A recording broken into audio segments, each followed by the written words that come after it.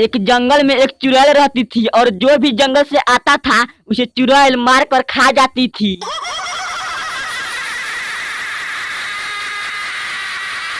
लेकिन धीरे धीरे एक चुड़ैल बूढ़ी हो गई जिसके कारण हर शिकारी हाथ से निकल जाता था। एक दिन चुड़ैल शिकार करते करते थक गई और सोचने लगी।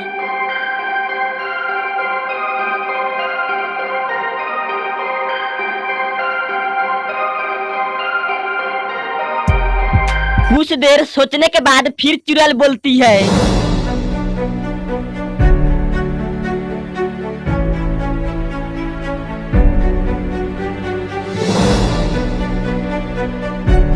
अरे मैं तो बूढ़ी हो गई और शिकार भी नहीं कर पा रही हूँ। अब मुझे लोगों को छल और कपट से शिकार करना होगा।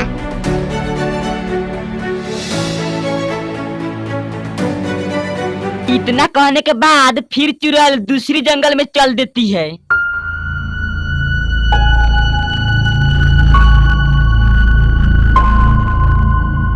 अब चुड़ैल दूसरी जंगल में पहुंच जाती है। दूसरे जंगल में पहुंचते ही चुड़ैल फिर बोलती है, लोगों को छल और कपट से शिकार करने के लिए एक जगह सही है। अब मैं इसी जगह पे शिकार करूंगी। इतना कहने के बाद चुड़ैल एक सोने का घड़ा बन जाता है।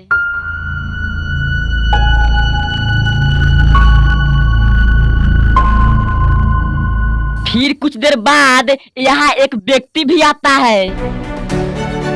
ये व्यक्ति सोने का घड़ा देखकर सोचने लगता है। कुछ देर सोचने के बाद फिर बोलता है, अरे ये तो सोने का घड़ा है। इसे तो मैं घर ले आकर काफी अमीर बन सकता हूँ।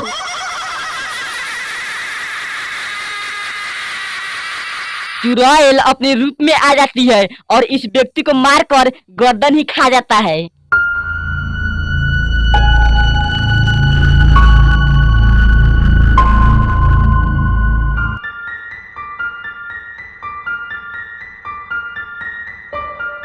कल फिर चुड़ैल दूसरे जंगल में जाती है और फिर बोलती है, अरे इस जंगल के यहाँ से बहुत सारे लोग आते जाते हैं। यहाँ भी मुझे घड़ा बनना होगा। इतना कहने के बाद चुड़ैल फिर से सोने का घड़ा बन जाती है। यहाँ भी कुछ देर के बाद एक छोटी सी लड़की आती है।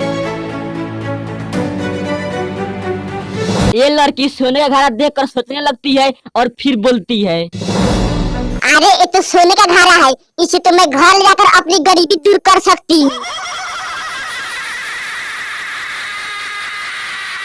फिर चुड़ैल अपने रूप में आ जाती है और लड़की की गर्दन काटकर खा जाती है।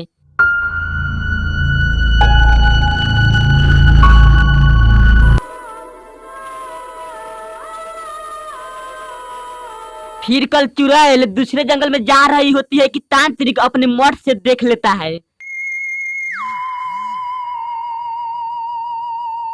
तांत्रिक चुड़ैल को देखकर काफी सोच में पड़ जाता है और सोचने लगता है।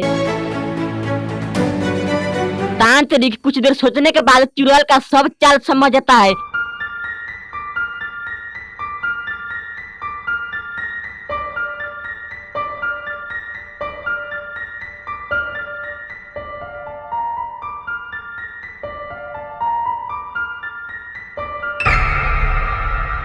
चुड़ैल कुछ देर के बाद दूसरे जंगल में पहुंच जाती है और फिर एक सोने का घड़ा बन जाती है। तांत्रिक चुड़ैल को सोने का घड़ा बनते हुए देखकर फिर सोचने लगता है और फिर तांत्रिक सोने के घड़ा को अपने माया मंत्र से बंद कर देता है।